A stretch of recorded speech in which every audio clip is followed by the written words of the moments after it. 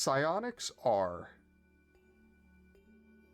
by my estimation, probably the most divisive class in the history of D&D. Now, a brief backstory for anyone that might not be aware. Psionics were around in original Dungeons & Dragons, first appearing in a supplement, but they really took effect in the first edition of Advanced Dungeons & Dragons. And in that edition, psionics were not actually a class.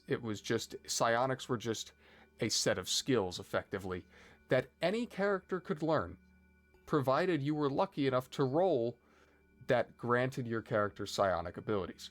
Psionic abilities obviously being things like mind control, the ability to manipulate objects, manipulate your own body, the environment around you at times, stuff like that.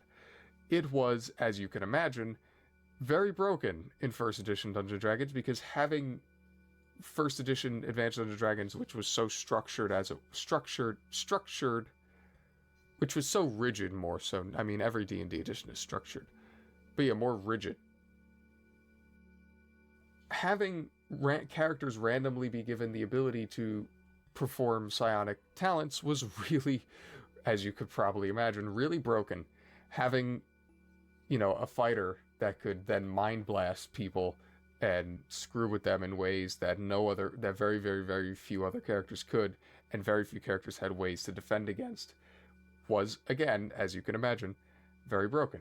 So what the purpose of this second edition handbook is to make psionics a proper class. In this supplement, and here on forth in any form that psionics have taken in Dungeons & Dragons, psionics are a class.